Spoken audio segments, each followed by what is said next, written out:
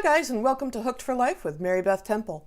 In this video I want to take a very quick look at the surface crochet embellishment for the purple plaid throw.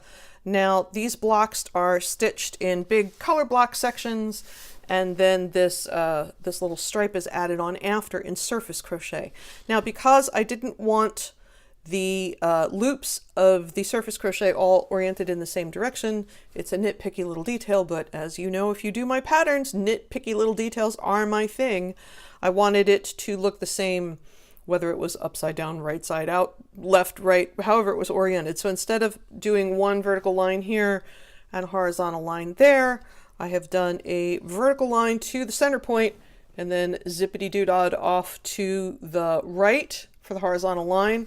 And I'm going to flip the work and do the same thing. Horizontal line to the center, or vertical line to the center, and then horizontal line off to the side. And again, the reason I did that is to make sure that it mirrors. So here's how you start the vertical lines. Now, this pattern and a lot of patterns that use surface crochet on a vertical line, I have chain one spaces here. It just makes the verticals a little neater than trying to do it in the top of a stitch, because as you may know, if you're really nitpicky like me, single crochets don't line up perfectly. They offset just the least little bit, and your surface crochet will do the same thing if you go straight up. So this pattern calls for doing your verticals in a chain one space. So I'm going to start with a slip knot on my hook, and I'm going to make sure to carry the working yarn underneath the work.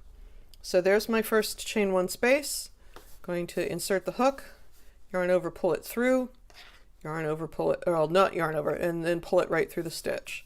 So all I need to do, this is very simple, all I need to do is keep the working yarn under. You'll get into a rhythm and then just work all the way up. You don't want to pull it too tight because it will affect the height of the work, and of course you don't want it to be too loose because you don't want it to stick up and pull. So let's go just a little bit farther. Now let's take a look at the other side of the work. All you get is this nice straight line. And I can weave my tail into that line later. So I'm going to go ahead and go up to the center point and then show you how to work the horizontals.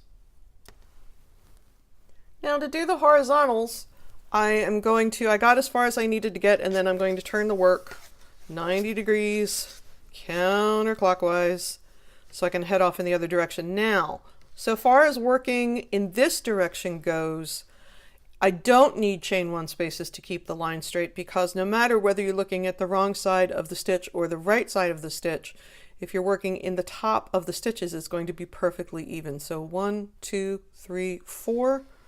I'm going to work here. I'm working in essentially the tops of the stitches of the fourth row of the 8 rows that are in the same color. So once again, my yarn is underneath and I'm working across.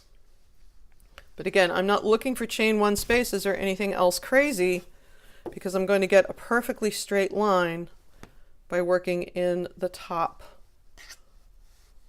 row, the top of the row in the stitch where the next row of single crochets is already in there.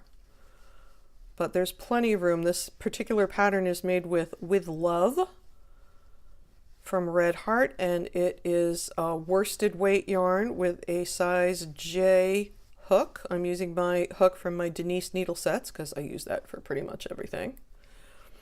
And then when I get to the end, let me see if I have some scissors, and of course I don't. All I need to do now is cut the yarn, pull it through, and then it off. So there's my first section of the surface crochet, and now I'm going to turn it 180 degrees, start here, go to the center, and off in the other direction. That will give me my cross, but it will orient the loops of the surface crochet so that it is perfectly mirrored.